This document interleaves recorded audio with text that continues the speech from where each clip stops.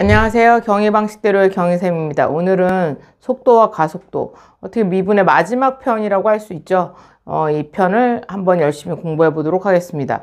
자, 우선 점 P가 수직선 위를 움직일 때 시각 T에 대해서 시각에 따른 이 점의 위치 변화를 나타내는 거죠. 점의 위치를 X라고 할 때 이 X는 T에 관한 식으로 나타낼 수 있다. 그쵸? 그래서 x는 ft다 라는 거죠. x는 t에 관한 함수가 되는 거죠. 그러니까 1초일 때, 2초일 때, 3초일 때, 4초일 때에 따라서 위치는 계속 달라질 거잖아요. 1초인데 3초일 때 이 지점에도 있고 이 지점에도 있을 수 있나요? 없죠? 그러니까 t가 하나라면 위치도 하나니까 쏘는 놈이 하나면 맞는 놈도 하나가 되는 함수가 정확하게 들어맞는 거죠. 따라서 얘는 어떤 위치는 시간에 대한 식으로 나타낼 수 있다. x는 ft다. 이렇게 나타낼 수 있죠. 자, 그 다음에 위치의 변화량과 변이라는 개념과 평균 속도. 좀 이따가 바로 이 다음에 그 변이와 거리에 관한 개념은 나중에 살펴보도록 하고요. 먼저 그냥 위치의 변화량, 변이와 평균 속도에 대한 개념을 볼게요. 평균 속도는 시간에 따른 위치의 변화량이에요. 뭐라고요? 시간에 따른 위치의 변화량. 그래서 평균 속도는 시간의 변화량 분의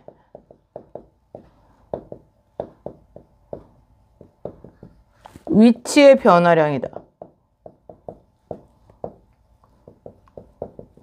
속도, 속력 모두 다 비율이에요. 시간에 대한 거리의 변화량. 이렇게 변화량이 되기 때문에 우리의 다 기울 개념이잖아요. 따라서 얘가 속도가 미분의 중요한 개념이 되는 거죠. 그쵸? 그래서 시간의 변화량, 그럼 뭐라고 쓸 수 있어요? 델타 t. 얘는 위치의 변화량 뭘까요? 델타 x가 되는 거죠. 뭐분의 델타 t분의 델타 x. t가 시간이 여기서 이만큼 흘러갔어요. t에서 t 플러스 델타 t로 흘러갔을 때 그때 t였을 때 위치를 x1이라고 하고 t 플러스 델타 2가 됐을 때 움직였잖아요. 그럼 새로운 위치가 있을 텐데 그것을 s2라고 할 때 이때 위치는 ft 플러스 델타 t가 되겠죠. t에 관한 식으로 나타낼 수 있다니까. 따라서 델타 t분의 그쵸? t 플러스 델타 t에서 t를 빼면 델타 t죠. 위치의 시간의 변화량은. 그 다음 위치의 변화량은 델타 x. 그럼 뭐가 되는 거예요? 델타 t분의 f t 플러스 델타 t 마이너스 ft가 된다. 맞아요? 안 맞아요? 이게 바로 평균 속도 개념입니다. 델타 t분의 델타 x. 그쵸? 이거 평균 변화율.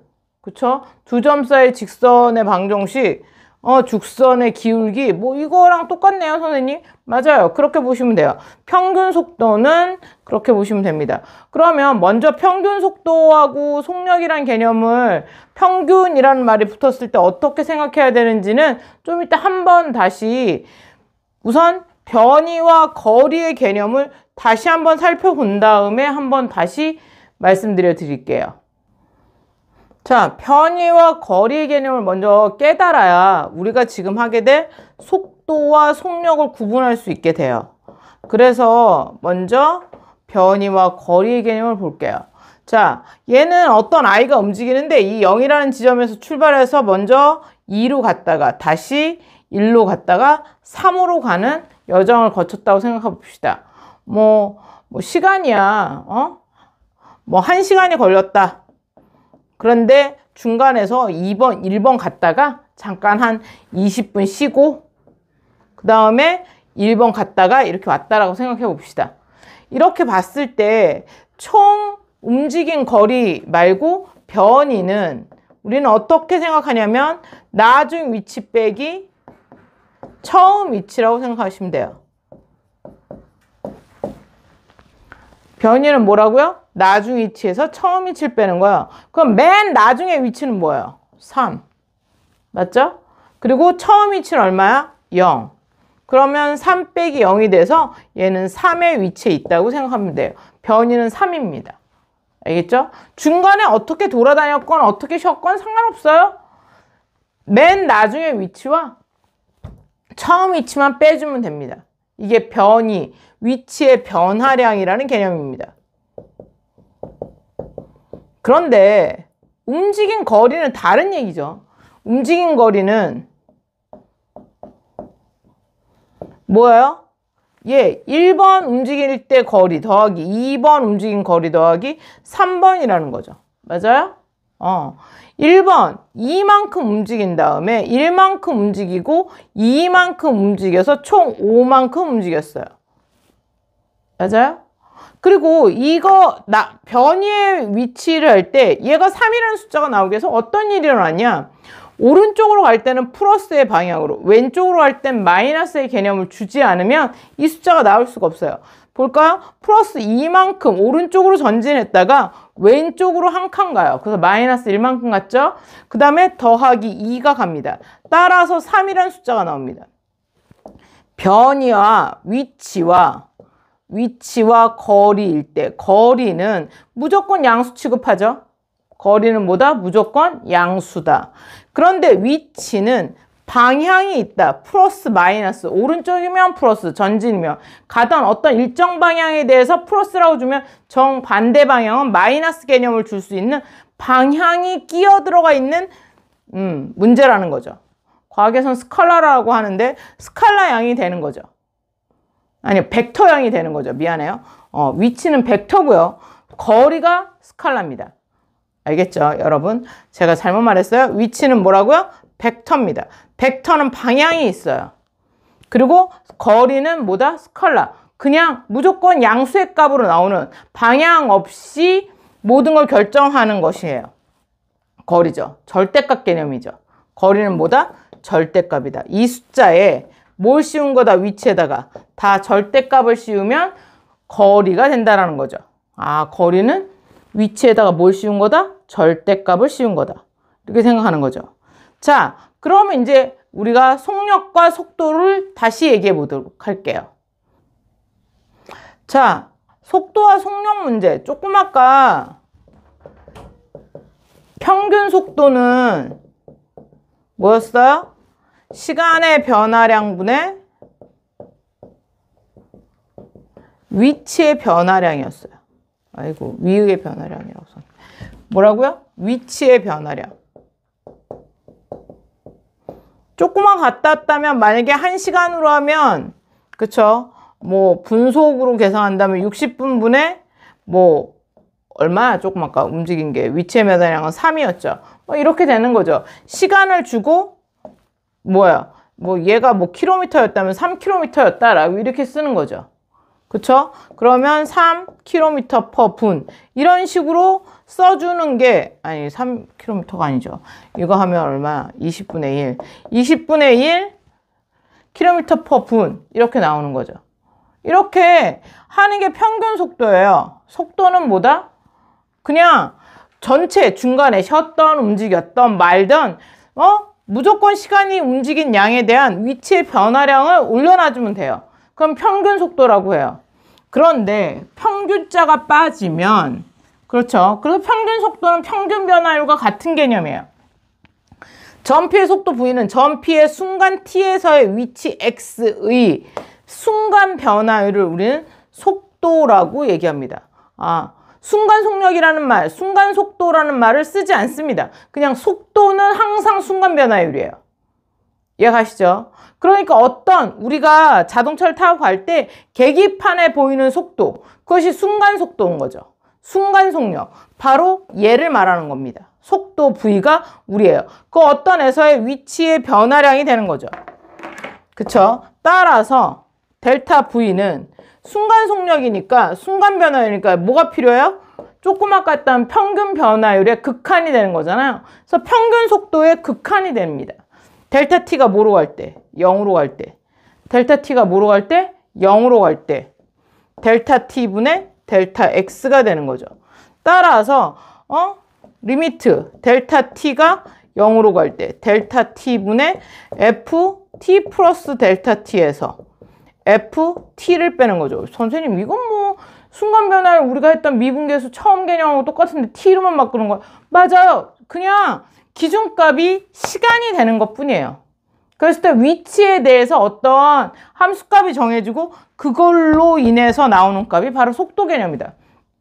그러니까 미분계수랑 속도는 다 똑같은 개념인데 그것을 위치, 어떤 그 거리상에서 놓이냐 아니면 모든 그래프상에서 놓이냐 뭐 이 차이인 거죠. 그렇게 보시면 돼요. 속도는 뭐다? 순간 변화율이다. 그쵸? 위치의 순간 변화율이다. 뭐에 대한? 시간에 대한. 뭐에 대한? 시간에 대한. 우리는 x에 대한 y의 변화율이 바로 미분계수였어요. 맞아요? 그렇다면 얘는 t에 대해서 위치의 변화율이 속도라는 거죠. 그쵸? 그럼 속력은 뭐냐? 속력은 시간분의 움직인 거리예요. 뭐라고요? 움직인 거리. 평균 속력은 뭐라고요? 평균 속력은 시간분의 움직인 거리예요. 그쵸? 그래서 뭐가 돼요? 델타 t분의 f t 플러스 그쵸? 여기다 뭐 씌우는 거야? 여기다 절대값을 씌우는 거야. 뭐가 된다? 절대값. 움직인 거리를 전체를 다 뭐야? 더해줘야 된다고 그랬잖아요. 움직인 거리는 뭐다? 변위에다 뭘 씌운 거다? 절대값을 씌운 거다. 맞아요? 안 맞아요? 따라서 우리는 평균 속력은 시간분의 움직인 거리는 변위에다 뭘 씌운 거다? 절대값을 씌운 거다 라고 생각하시면 되죠. 그래서 절대값 ft 플러스 델타 t에서 ft를 뺀 값이다 라고 정의할 수 있는 거예요. 그쵸? 이해갔어요? 뭐 어렵지 않네요. 평균 속력은. 그러면 그냥 속력이라고 하면 뭐겠어요? 여기다가 리미트에다가 절대값 씌우면 되는 거죠. 그쵸? 여러분, 뭐 어렵나요? 우리 이제 하나는 정리합시다. 속도와 속력.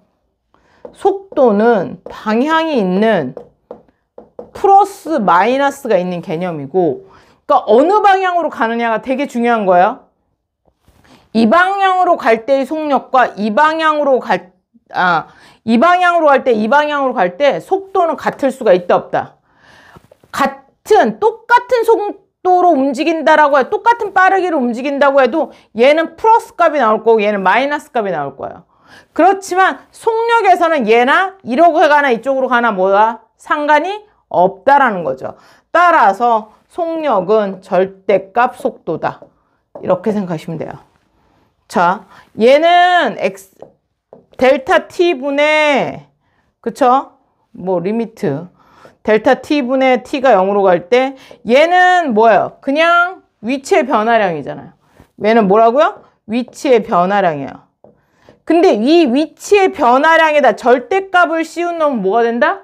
속력이 되는 거죠. 속력이.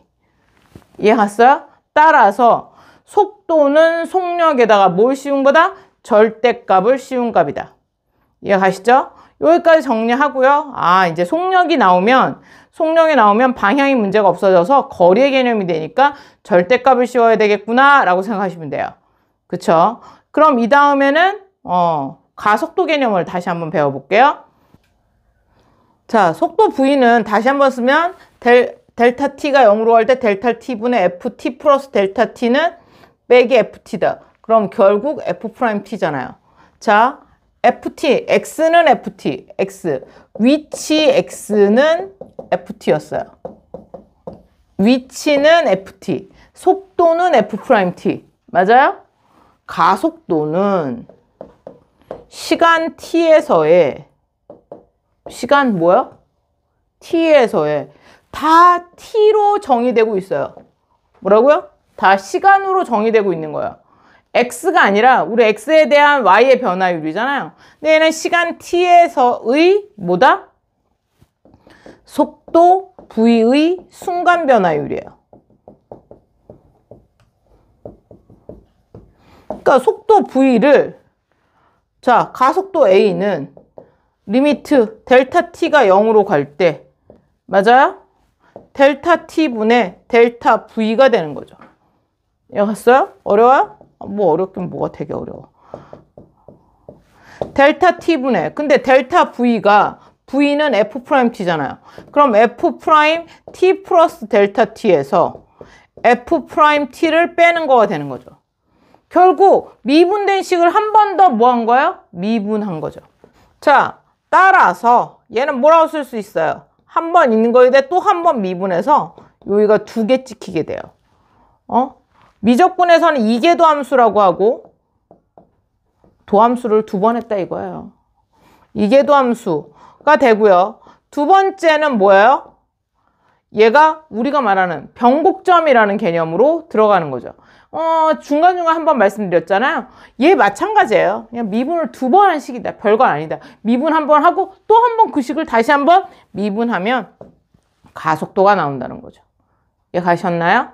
자, 속도, 위치를 미분하면 속도가 나오고 시간 t에 대한 위치의 변화, 순간 변화율이 속도이고 속도의 시간 t에서의 순간 변화율이 가속도가 됩니다.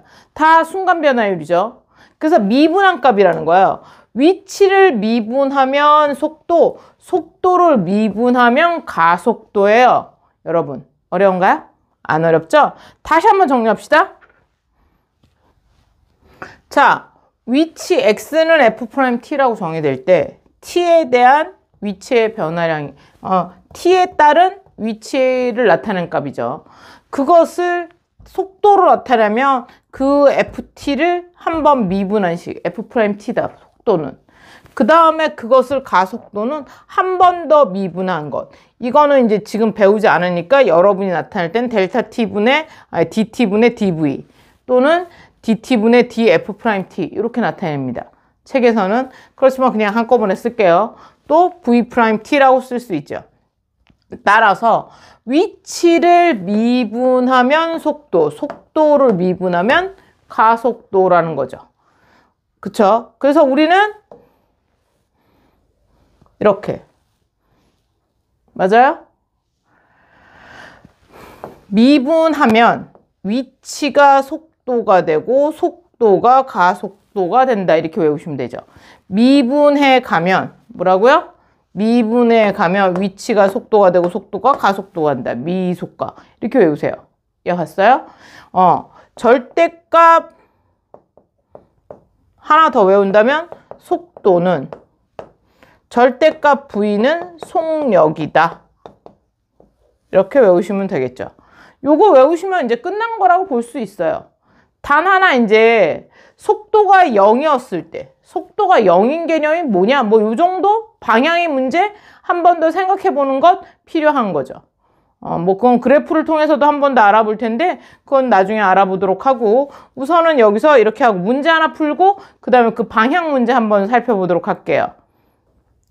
원점을 출발하여 수직선 위로 움직이는 점 P의 시각 T에서의 위치 X가 X는 30t-5t의 제곱일 때 T는 3에서의 속도와 가속도를 구하여라. 자, 우리 한번 외워봅시다. 미위속가. 미분하면 위치가 속력이 되고 속도가 되고 속도가 가속도가 된다. 여기 절대값 씌우면 속력이다. 이렇게 외우시면 되죠.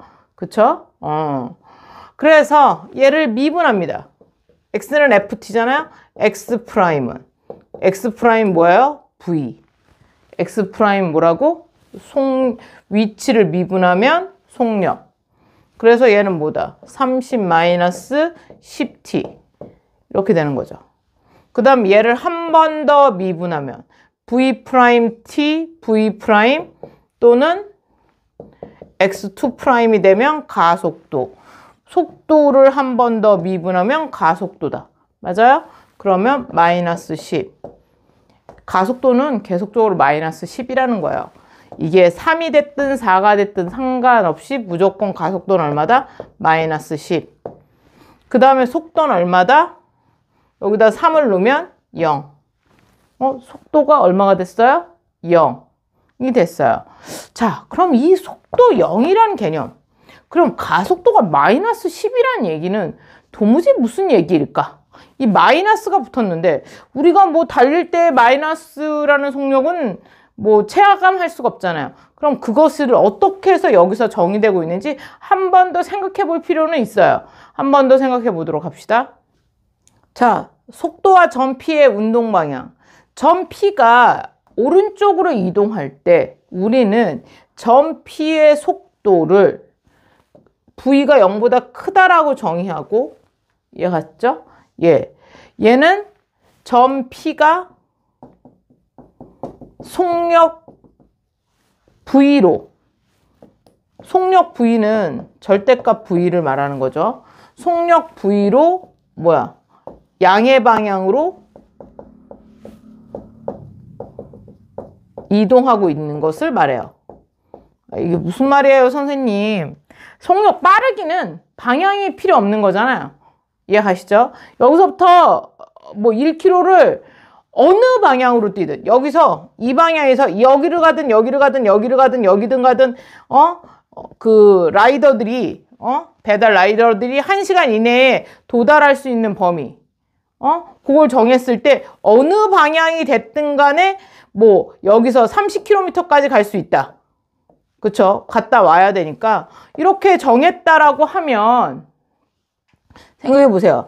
얘는 방향이 무엇이든 간에 빠르기는 다 뭐 한 거야? 똑같은 거예요. 그런데 속력은 다 속력은 다 똑같은 건데 속도는 다 달라요. 방향이 다 다르니까. 다시 한번.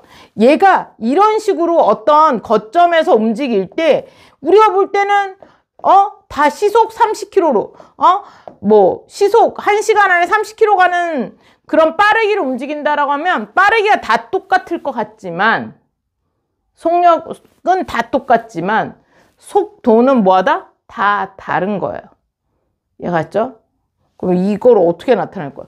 그러면 이때 우리가 배운 사인, 코사인이 등장하겠죠. 그쵸? 코사인 값으로 얘기합니다. 이런 건. 자, 이렇게 되기 때문에 여러분, 여기서 뭐 해야 된다? 우리는 당연히 사인, 코사인까지 등장하면 안 되잖아요. 너무 어렵잖아요. 그건 생각하고 싶지도 않잖아.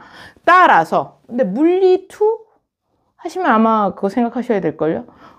근데 여기서는 뭐 생각 안 해도 돼요. 수학은 쉬워요. 다행이죠. 수학이 쉬운 것도 있어요. 예, 수학은 여기선 그것까지 생각 안 합니다. 여기서는 오른쪽 양의 방향과 음의 방향 단 두 개만 생각합니다. V가 0보다 큰 방향, V가 0보다 뭐 한 방향? 작은 방향.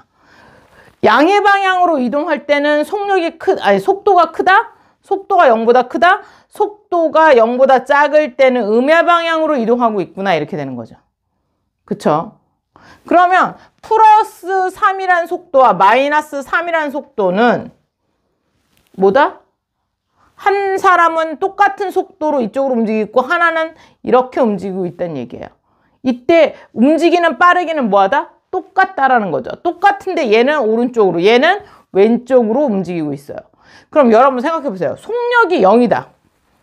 속도가 0이다. 속도가 0이려면 어떻게 해야 돼요? 그쵸? 얘는 양의 방향 이동. 오른쪽으로 이동하는 거고, 얘는 뭐의 방향으로 이동하는 거다? 음의 방향으로 이동하는 거다. 얘랑 방향은 정반대 방향을 설정하고 있다. 이렇게 생각하시면 돼요. 정반대로 움직이고 있다. 그러면 자, 어떤 아이가 공을 던졌어요. 어떤 아이가 공을 던졌어요. 그럼 얘는 양의 방향이 위로겠죠. 양의 방향으로 갔다가 이렇게 다시 내려올 거예요. 그래서 여기로 떨어질 거 아니에요. 지면으로. 이때는 속력이 V가 0보다 큰 거죠. 위로 올라가잖아요. 근데 여기서는 어떻게 돼요? 속력이 정반대로 내려오잖아요. 마이너스 V. 방향이 반대라는 거죠. 이렇게 양수가 속력이 마이너스로 바뀔 때 요 지점, 이때는 뭐야? 순간적으로 멈춘 거죠. 속력이 0인 것이다. 방향을 바꿀 때. 뭐 할 때? 방향을 바꿀 때 속도는 0이다. 방향을 바꿀 때 뭐다? 속도는 0이다. 뭐 이렇게 움직이던 게 이렇게 갔어. 다시. 이렇게 할 때 여기가 바로 뭐야? 속도가 0인 지점이죠. 또 하나 어디 있어요? 속도가 0인 지점. 여기 멈춰 있을 때. 아예 멈추거나. 자, 속도가 0인 지점 굉장히 중요합니다. 속도가 0인 지점은 뭐다? 방향을 바꾸거나